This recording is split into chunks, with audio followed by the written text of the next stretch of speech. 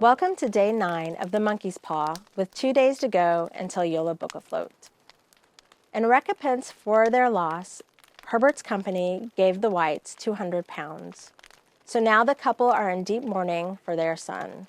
We left with Mrs. White waking up suddenly in the middle of the night. "The paw!" she cried wildly. "The monkey's paw!" He started up in alarm. "Where? Where is it? What's the matter?" She came stumbling across the room toward him. "I want it," she said quietly. "You've not destroyed it." "It's in the parlor, on the bracket," he replied, marveling. "Why?" She cried and laughed together and, bending over, kissed his cheek. "I only just thought of it," she said hysterically. "Why didn't I think of it before? Why didn't you think of it?" "Think of what?" he questioned. "The other 2 wishes," she replied rapidly. "We've only had one."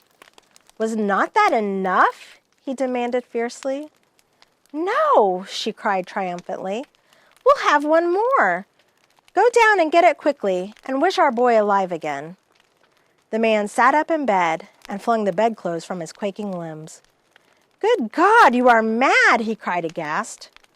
"Get it," she panted. "Get it quickly and wish. Oh, my boy, my boy!"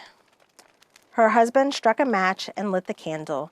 "Get back to bed," he said unsteadily. "You don't know what you're saying."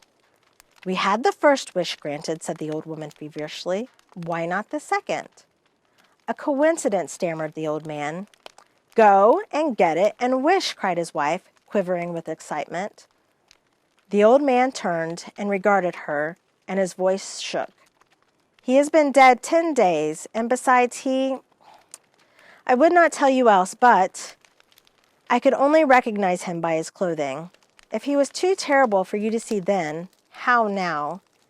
"Bring him back," cried the old woman, and dragged him toward the door. "Do you think I fear the child I have nursed?"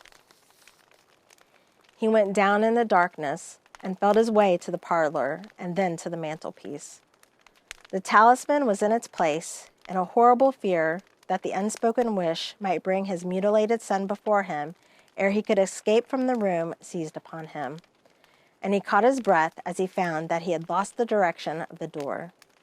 His brow cold with sweat, he felt his way round the table and groped along the wall until he found himself in the small passage with the unwholesome thing in his hand.